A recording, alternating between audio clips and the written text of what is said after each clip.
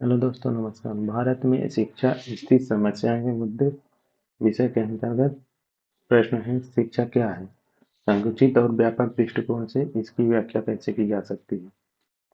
अथवा शिक्षा से आशय क्या आशय है, इसकी परिभाषा एवं प्रकृति का वर्णन कीजिए।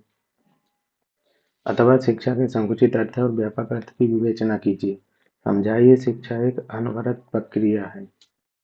अथवा शिक्षा से आप क्या समझते हैं, शिक्षा की प्रकृति का वर्णन कीजिए। उत्तर है इसमें शिक्षा का अर्थ है। शिक्षा शब्द अंग्रेजी के एजुकेशन शब्द का हिंदी रूपांतरण है। एजुकेशन शब्द की उत्पत्ति लैटिन भाषा के 3 शब्दों से मानी जाती है। सर्वप्रथम एजुकेशन शब्द को लैटिन के मूल शब्द एजुकेटम से संबंधित किया गया है।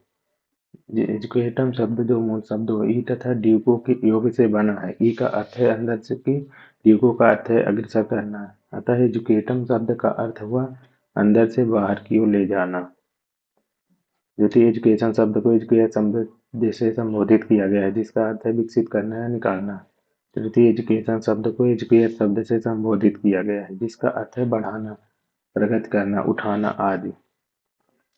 प्राचीन काल में शिक्षा को समाज के आदर्शों और उद्देश्यों के अनुसार विभिन्न देशों में विभिन्न अर्थों में प्रयुक्त किया गया। जैसे प्राचीन भारत में शिक्षा को आत्मज्ञान और आत्म प्रकाश का साधन माना गया था।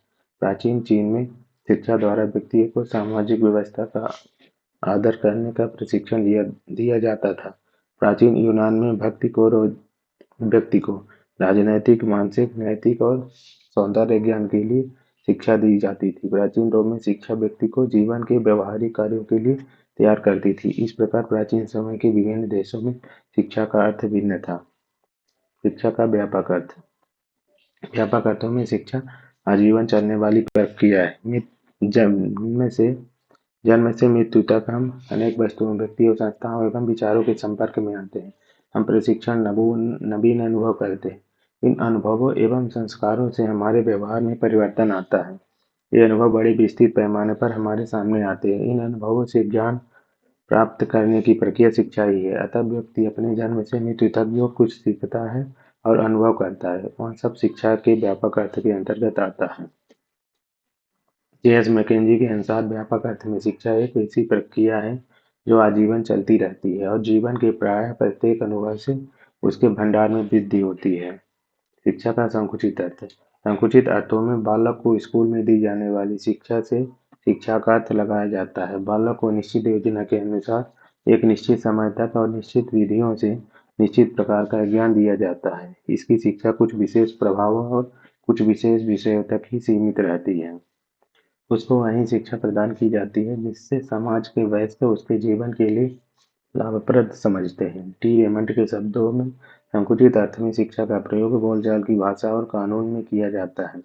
इस अर्थ में शिक्षा व्यक्ति के आत्मविश्वास और वातावरण के सामान्य प्रभावों को अपने में कोई स्थान नहीं देती है।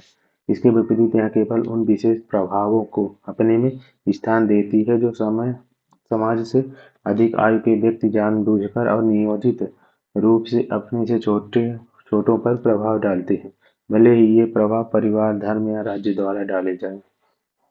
शिक्षा की परिभाषा है। पहला है फ्राबेल के अनुसार शिक्षा वह प्रक्रिया है जिसके द्वारा बालक की जन्मजात शक्तियां बाहर प्रकट होती हैं।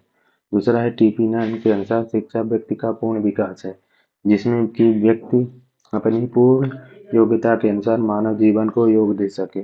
तीसरा है ब्राउन के अनुसार शिक्षा चैतन्य रूप में एक नियंत्रित प्रक्रिया है, जिसके द्वारा व्यक्ति के व्यवहार में परिवर्तन किए जाते हैं और व्यक्ति के द्वारा समूह में। चौथा है बॉयसिंग के अनुसार शिक्षा का कार्य व्यक्ति का वातावरण से उस सीमा तक सामंजस्य स्थापित करना है जिससे व्यक्ति और समाज दोनों को स्थायी संतोष प्राप्त हो सके। पांचवां है सुकरात के अनुसार शिक्षा से तात्पर्य प्रत्येक व्यक्ति के मस्तिष्क में निहित संसार के सर्वमान्य विचारों को प्रकाश में लाना है। छठवां है हार्वर्ड के अनुसार शिक्षा नैतिक चरित्र का उचित विकास है। सातवां है एडिसन के अनुसार जब शिक्षा मानव मस्तिष्क पर कार्य करती है तो वह उसके सद्गुणों और पूर्णता को बाहर लाकर व्यक्त कर देती है। उपयुक्त परिभाषाओं से स्पष्ट है कि शिक्षा एक ऐसी प्रक्रिया है जिसके द्वारा बालक एवं व्यक्ति का मानसिक, सामाजिक, आध्यात्मिक एवं सांस्कृतिक विकास होता है। शिक्षा द्वारा बालक एवं व्यक्ति अपने व्यवहार में परिवर्तन लाकर अपने जीवन को सफल बनाता है। व्यापक अर्थों में शिक्षा एक ऐसी सामाजिक एवं गतिशील प्रक्रिया है जो व्यक्ति के जन्मजात गुणों का विकास करके उसके व्यक्तित्व को निखारती है और सामाजिक वातावरण के साथ सामंजस्य स्थापित करने के योग्य बनाती है। शिक्षा की प्रकृति। Nature of education. शिक्षा की प्रकृति के संबंध में मूल रूप से दार्शनिकों, समाजशास्त्रियों, राजनीति शास्त्रियों, अर्थशास्त्रियों, मनोवैज्ञानिकों और वैज्ञानिकों ने विचार किया है। तत्पश्चात शिक्षा की प्रकृति के विषय में निम्नलिखित तत्व उभर आते हैं। पहला, शिक्षा का सामाजिक प्रक्रिया है। शिक्षा एक सामाजिक प्रक्रिया है। इसके मुख्य रूप से 3 अंग होते हैं: सिखाने वाला, सीखने वाला और सिखाने की विषय सामग्री अथवा क्रिया। यह बात दूसरी है कि सिखाने वाला सीखने वाले के सामने प्रत्यक्ष रूप से उपस्थित रहता है या पर्दे के पीछे कार्य करता है। दूसरा है शिक्षा विकास की प्रक्रिया है। प्रत्येक बालक एवं व्यक्ति कुछ जन्मजात शक्तियों व संभावनाओं को लेकर जन्म लेता है। शिक्षा इन शक्तियों एवं संभावनाओं के विकास में योग देती है। क्रिस्टोलॉजी ने शिक्षा को जन्मजात शक्तियों का स्वाभाविक, सर्वांगीण तथा प्रगतिशील विकास बताया है। अतः स्पष्ट है कि शिक्षा विकास की एक प्रक्रिया है। तीसरा है शिक्षा एक गतिशील प्रक्रिया है। शिक्षा स्थिर रहने वाली प्रक्रिया न होकर एक गतिशील प्रक्रिया है, क्योंकि जिस समाज में हमें शिक्षा को क्रियान्वित करना है वहाँ भी एक गतिशील संबंध है। जैसे ही समाज में परिवर्तन आता है, शिक्षा में भी परिवर्तन आ जाता है। इस प्रकार शिक्षा एक गत्यात्मक प्रक्रिया है। चौथा है शिक्षा एक उद्देश्यपूर्ण प्रक्रिया है। किसी भी शैक्षिक क्रिया के संचालन से पूर्व हम कुछ लक्ष्य या उद्देश्य निर्धारित करते हैं और शैक्षिक प्रक्रिया की सफलता इस बात पर निर्भर करती है कि वह लक्ष्य प्राप्ति में सहयोग दे। अपने लक्ष्य से उन्मुख होने पर शैक्षिक क्रिया असफलता के घेरे में फंसने लगती है। प्रत्येक व्यक्ति शिक्षा से अपने उद्देश्य की प्राप्ति चाहता है, साथ ही समाज भी अपने उद्देश्य की पूर्ति का माध्यम शिक्षा को ही स्वीकार करता है। पांचवां, शिक्षा एक द्विमुखी प्रक्रिया है।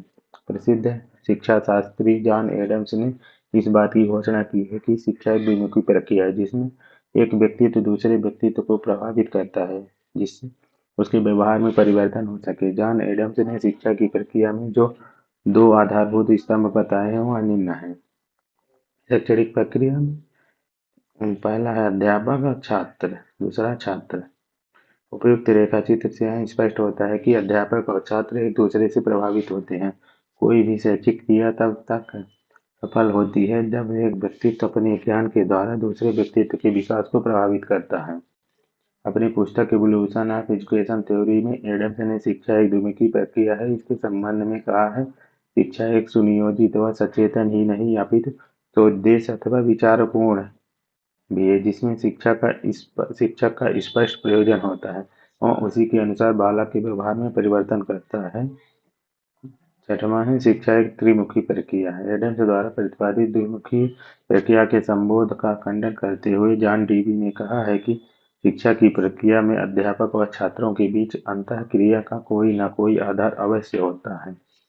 और इसका उत्तर देते हुए जॉन डीवी कहते हैं कि शिक्षा की प्रक्रिया में समाज का महत्वपूर्ण स्थान होता है। डीवी का विचार है कि शिक्षा के द्वारा निसंदेह बालक की जन्मजात शक्तियों का विकास किया जाना चाहिए। इसके साथ हमें यह भी नहीं भूलना चाहिए कि बालक का विकास समाज में रहकर ही संभव होता है। डीवी ने शिक्षा की प्रक्रिया के 3 आधारभूत स्तंभ बताए हैं जो निम्नलिखित हैं: अध्यापक, शैक्षणिक प्रक्रिया, छात्र, सामाजिक वातावरण। अध्यापक, छात्र, सामाजिक वातावरण। शैक्षिक प्रक्रिया में इन तीनों तत्वों के माध्यम परस्पर अंतःक्रिया होती है, अथवा यह भी कहा जा सकता है कि यह एक दूसरे को प्रभावित करते हैं। डीवी का विचार है कि बालक की शिक्षा समाज के माध्यम से होनी चाहिए। विद्यार्थी के रूप में बालक और अध्यापक के रूप में व्यक्ति समाज का एक अभिन्न अंग होता है। सातवां, शिक्षा एक अनवरत चलने वाली प्रक्रिया है। बालक जब समाज का सदस्य बनता है और जब तक इसका सदस्य रहता है, शिक्षा की प्रक्रिया चलती रहती है। बालक नित्य प्रति न कुछ अनुभव ग्रहण करता है और यही अनुभव उसको शिक्षा देने का कार्य करते हैं। आठवां, शिक्षा एक समायोजन है। शिक्षा वह प्रक्रिया है जो बालक को सामाजिक परिवेश के साथ समायोजित होना सिखाती है। हमें यह ध्यान रखना चाहिए कि जो व्यक्ति समाज के साथ अपना समायोजन स्थापित करता है वह स्वयं भी प्रसन्नचित्त रहता है और दूसरों के लिए प्रसन्नता का कारण बनता है। समायोजन के अभाव में व्यक्ति कुंठित रहता है एवं वह स्वयं के लिए और समाज के लिए सकारात्मक योगदान दे पाने में असमर्थ रहता है। नौवां, शिक्षा एक प्रकाश पुंज है। शिक्षा वह है जो मानव को अज्ञान रूपी अंधकार से ज्ञान रूपी प्रकाश की ओर अग्रसित करती है। शिक्षा के द्वारा व्यक्ति रूढ़िवादिता के घेरे से बाहर आकर अपनी विचारधारा को वस्तुनिष्ठ बनाने का प्रयास करता है। 10वां है शिक्षा सांस्कृतिकरण है। इस संदर्भ में यह कहा जा सकता है कि शिक्षा संस्कृति की सुरक्षा करने वाली यह प्रक्रिया है अर्थात शिक्षा के द्वारा समाज अपनी संस्कृति को एक पीढ़ी से दूसरी पीढ़ी तक पहुंचाने का कार्य करता है। इसके साथ ही शिक्षा एक महत्वपूर्ण कार्य और करती है, वह है संस्कृति का विकास करना। उपयुक्त तथ्यों से स्पष्ट हो जाता है कि किसी समाज के धर्म, दर्शन, संरचना, संस्कृति, शासन तंत्र, अर्थतंत्र और वैज्ञानिक परिवर्तन के साथ साथ उसकी शिक्षा के स्वरूप में भी परिवर्तन होता है। अतः शिक्षा की प्रगति गतिशील होती है।